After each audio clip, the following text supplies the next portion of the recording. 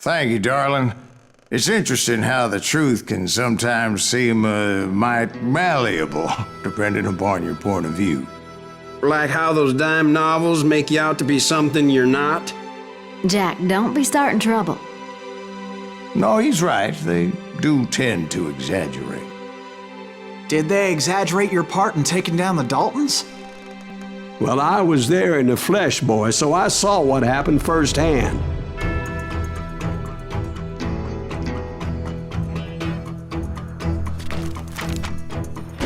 Those Daltons were lawmen once, before they all went bad, robbing banks and trains clear across the territory.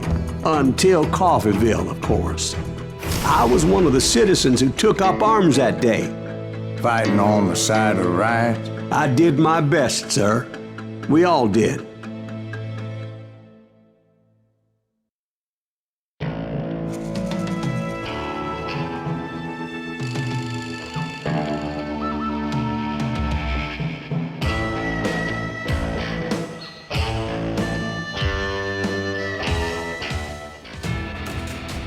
It was early morning.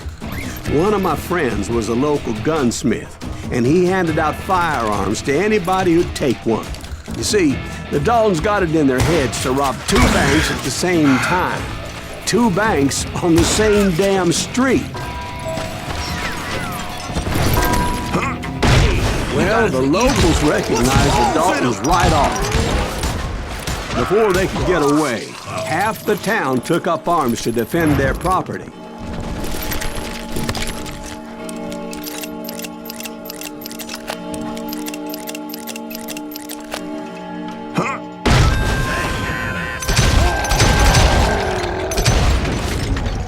The brothers paid dearly for their stupidity, but everybody knows they had it coming. There's more to it than that. I read all about that day, so I know for a fact that it went down very differently. First of all, it was high noon. A posse of U.S. deputy marshals were on the rooftop across the street. Get ready, boys. They're gonna make a move. The lawmen had been tracking the Daltons for months, and now they finally had them dead to rights. Among them was a bounty hunter feared by many a lawbreaker. The marshals tried to get the Daltons to surrender.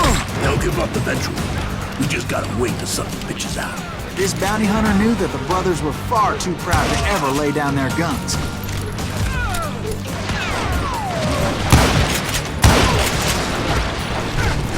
So he went in there alone to confront those criminals.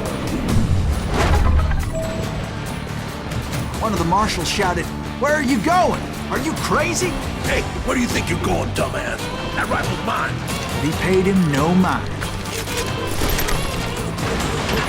He saw a way to get around to the back of the bank. Then he figured out how to hit the Daltons from a direction they weren't expecting. A moment later, he was climbing up a steep ladder, laughing at danger as he did. It was brave men like him who risked their lives to tame this wild country.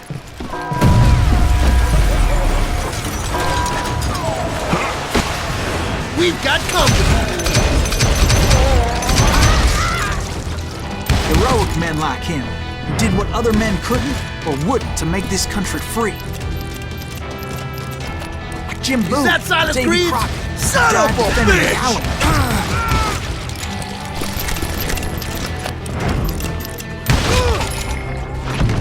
Yeah, you know.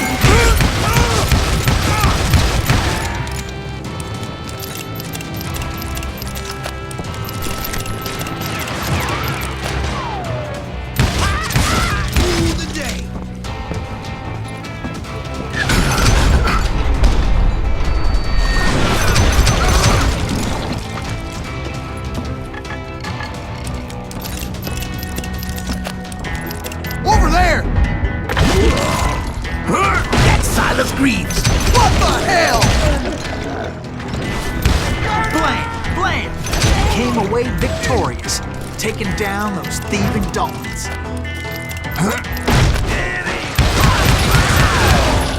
His name? was Silas Greaves. And when the dust finally settled, he was the last man standing. Sorry, kid, but that just wasn't the way it happened.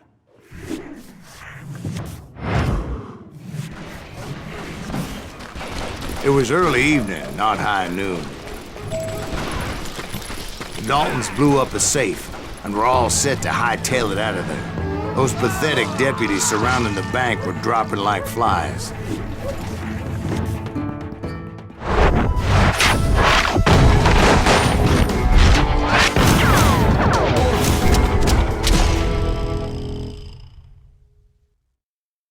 I'd been tracking those jokers for months, waiting for them to do something reckless.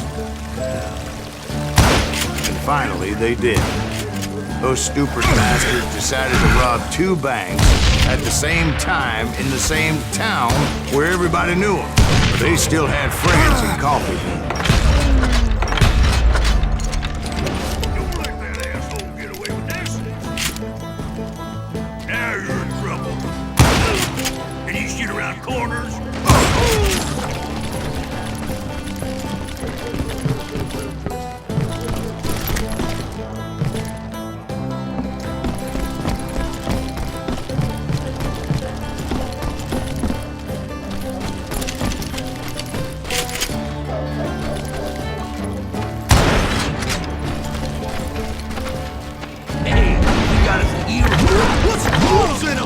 Those friends came after me like a pack of wild dogs, tooth and nail.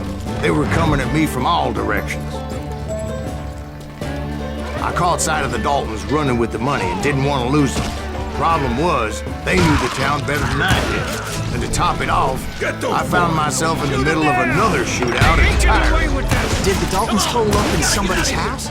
No, it was the Smiths, I believe. They were cousins of the Daltons. And they were shooting at the Browns, who were shooting at the Daltons. Which wasn't any surprise, because those 2 families have been feuding forever. And since the Joneses are related to the Browns, they shot at the Smiths, pissing off the Heimhoffers, whose daughter recently married a Smith. Well, bullets were flying every which way as all the old feuds in Kansas caught fire all at once. There was a hell of a lot of pissed off people in Coffeeville that day. But that's just the way life is sometimes. Shit happens.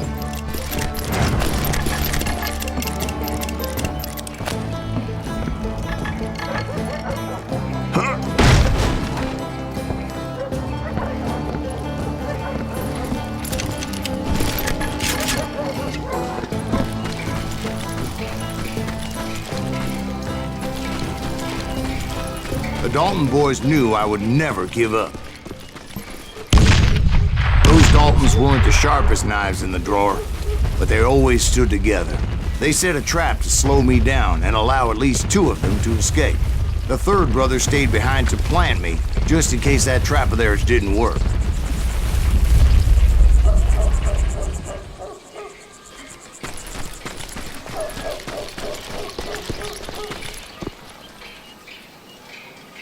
It was Emmett, the youngest, and he decided to stand his ground and face me down.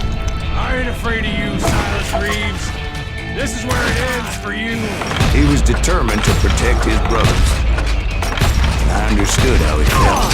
Taking me on all by his lonesome wasn't exactly a recipe for a long life.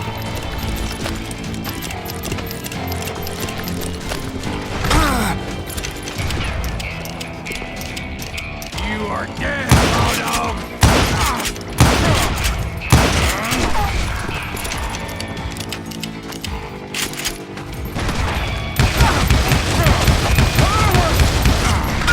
I'm gonna place you where you stand.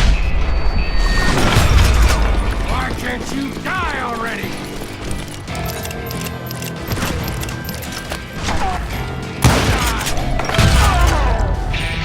But Emmett Dalton survived the robbery in Coffeeville. He's the only Dalton who did. They say he was shot 23 times. Well, Dwight, who do you think put all those damn holes in him?